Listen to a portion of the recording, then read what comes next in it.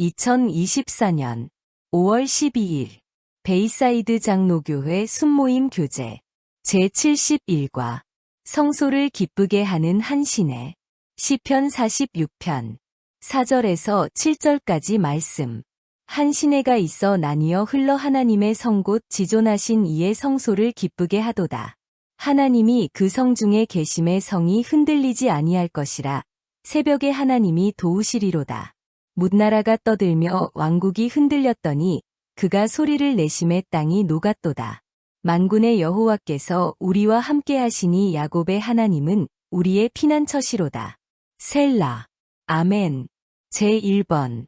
오늘 본문에서 말씀하는 한 시내는 무엇을 뜻하며 그것이 하는 일은 무엇을 의미하고 있다고 생각하십니까? 그리고 그것이 당신에게 주는 교훈은 무엇이라고 생각하십니까? 오늘 본문에는 한 시내가 있어 지존하신 하나님의 성소를 기쁘게 한다는 말이 기록되어 있습니다. 지존하다는 말은 임금을 높여 부르는 말로서 더없이 존귀하다는 의미입니다. 그러므로 하나님은 더없이 존귀하신 분이란 뜻입니다. 그런데 본문은 그런 지존하신 하나님으로부터 생명수가 흘러 성소가 있는 예루살렘으로 흘러 들어간다는 것을 말씀하고 있습니다. 그 의미는 하나님의 생명의 역사가 예루살렘에 있어서 예루살렘이 망하지 않게 된다는 것입니다. 시편 기자가 이런 의미의 말씀을 기록한 것은 지금 예루살렘의 형편이 너무 어려웠기 때문입니다. 그 당시 예루살렘의 형편은 아수르 군에 의하여 포위당한 상태입니다. 그래서 도움을 받을 곳이 없는 상태입니다. 모두가 죽을 수밖에 없는 상태를 말합니다. 그런데 그때 하나님의 생명의 시내가 예루살렘을 흘러 들어갔다는 것입니다. 그 의미는 하나님의 도우심이 예루살렘에 있게 되었다는 것입니다. 그 결과 유대는 아수르의 손에서 풀려나게 됩니다. 그래서 그것을 찬양하고 있는 것입니다. 이런 것을 보면 믿는 사람이 기억해야 하는 것은 사방이 막혀도 믿음의 사람은 살아날 길이 있음을 알게 됩니다. 그 길은 하나님으로부터 도움을 받는 길입니다.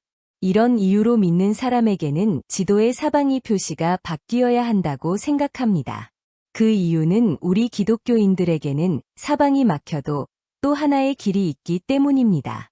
그 길은 하나님을 향한 길이고 그 길은 언제나 열려 있습니다.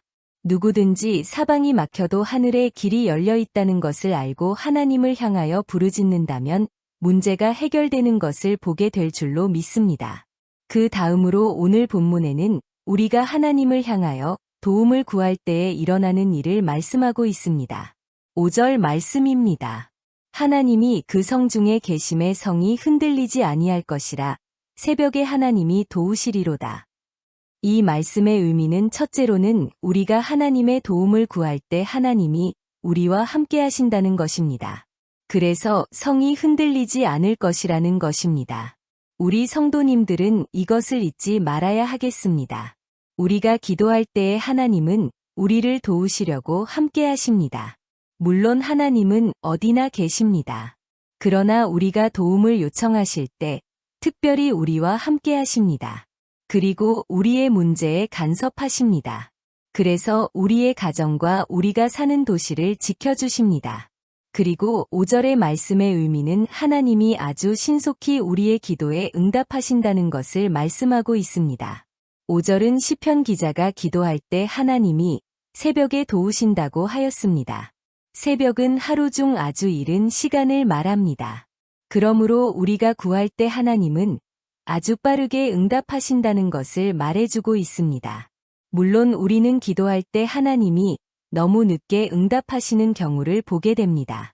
그래서 답답할 때가 많습니다. 그러나 지나놓고 보면 하나님은 가장 적절한 때 기도를 이루십니다. 그러므로 우리는 기도할 때 기다리는 인내가 필요합니다.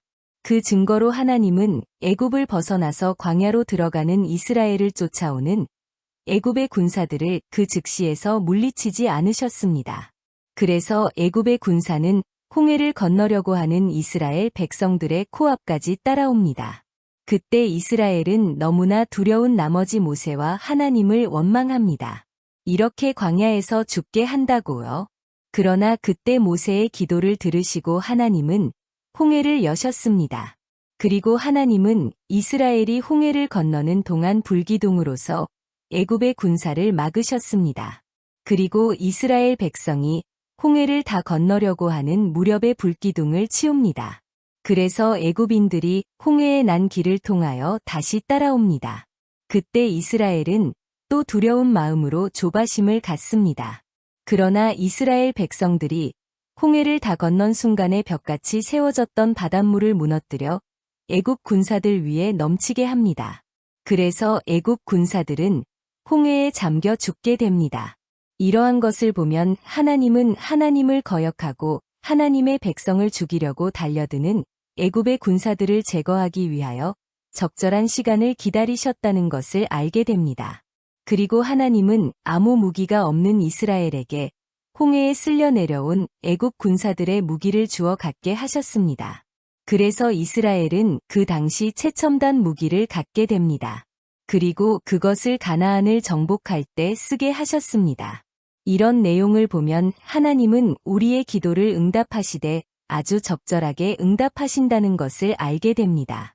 이런 것을 보면 하나님은 우리가 기도할 때 응답하심으로 세 가지를 이루신다는 것을 알게 됩니다.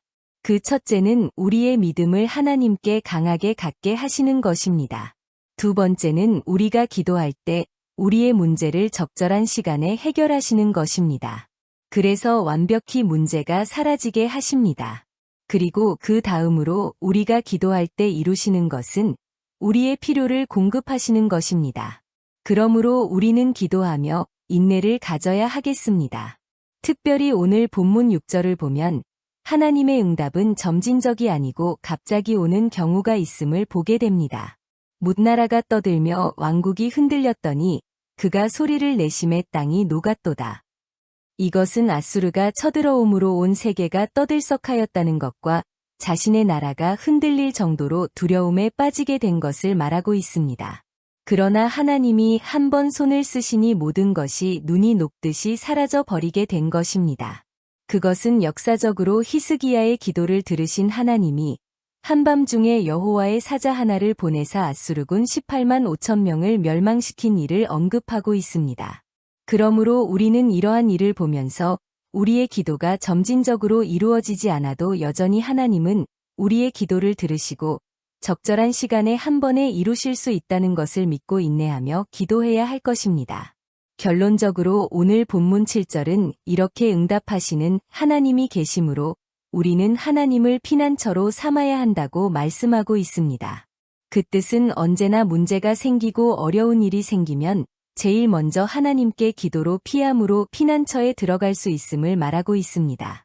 이 시간 우리도 시편의 기자처럼 하나님께 기도로 피함으로 귀한 피난처 되시는 하나님을 경험하는 우리가 되기를 주님의 이름으로 축원합니다. 당신은 갑작스러운 기도의 응답으로 하나님을 체험한 적이 있습니까? 그것을 서로 이야기해 봅시다. 제2번. 오늘의 말씀을 통하여 새롭게 느낀 점과 결단하는 바를 서로 나누어 봅시다.